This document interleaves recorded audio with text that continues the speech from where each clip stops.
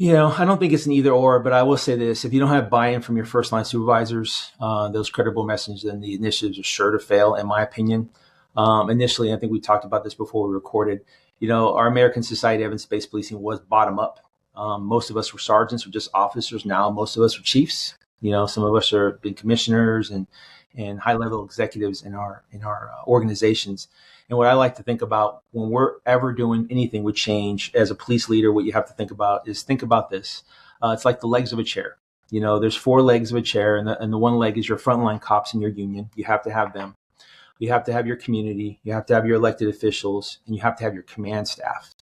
And as a leader, you can maybe lose one of those, and you're a little wobbly. You might fall down, but you lose two, you're sure to fall. And I think we also need to pay attention when I talked about those four legs. One of the legs is your elected officials. And part of that elected official, at least in the U.S., is our city managers, our mayors, and our judiciary. I don't think we do a good job at least in the American Society of Evidence-Based Policing, Evidence-Based Policing movement in the U.S., of really intersecting with that strong stakeholder. Those folks are decision makers, and we need to explain to them the value of evidence-based decision making. I don't think we do a good job of that. And I think also a lot of our cops, sometimes, our researchers and our partnerships with our researchers and our practitioners, sometimes we get on these ivory towers and we think about what we should be doing and the kind of research we should do.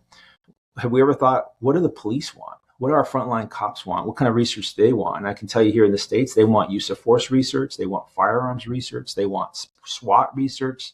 They want tactical operation research. And I think we don't do a good job of that. And I've had some experience with, BetaGov, which was practitioner-led research, led by Angela Hawken. And we ran some quick RCTs here in the States that I'm pretty proud of. We did a lights on, lights off study. So I don't know if you want to talk about that, but those things were successful, and it showed that we could, inject evidence-based decision making into organizations. So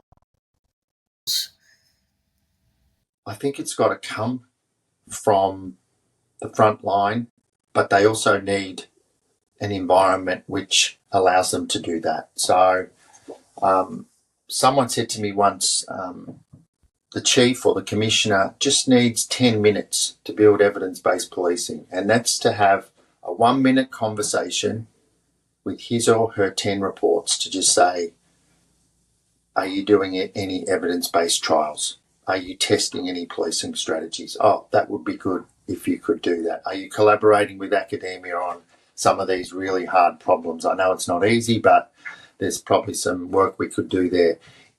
That's all I need to do. I know I'm making it a bit simple, but creating that environment at the top, it flows down. And then that provides an environment for the front line to rise to the challenge. And when you look at that, and Mark, you would know the impressive young people we have coming through our academy.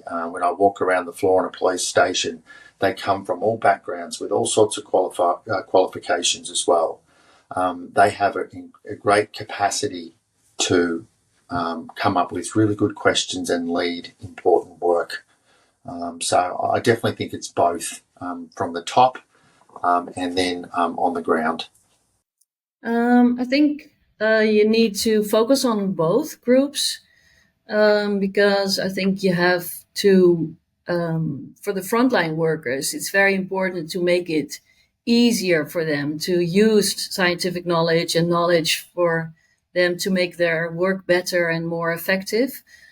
But also, of course, you need the decision makers as well, because they you have to support them working more evidence-based so that they can contribute also to more knowledge and also be supportive to the frontline workers to work evidence-based. So I think you need to focus on both, but with different tactics, I think, and different tools.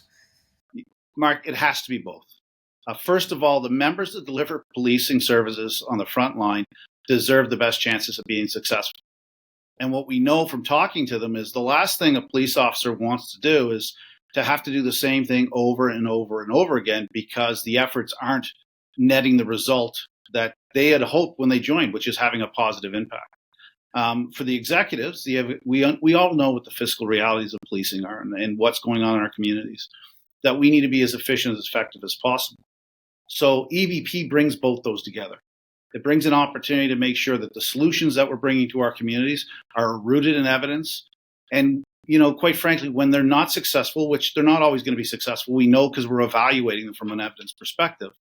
And for the members doing the job now currently, they can take some more comfort in knowing, hey, it's not working, but we know that we're going to look to other opportunities. And for executives, both internally when they have to tell members where we're going and why, it's rooted in evidence. But as importantly, when we talk about our stakeholders that oversee us, and in every country it's a different group, but everybody has a boss. They know that we're steeping our decisions and our attempts in objective evidence to support the decisions, and we're identifying targets we're going to measure against. So I think you have to appeal to both, and it does appeal to both. Yeah, no, ideally it's both. And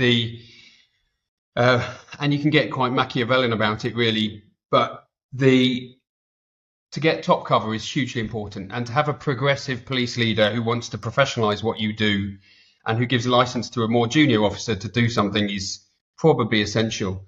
And the thing is, if it's effective, people, because it's evidence-based, people will take it and they'll go, that's a genuine initiative, rather than someone bragging about, look what we do in our police force. Because it's evidence-based, they go, gosh, that really did work, or it really didn't work.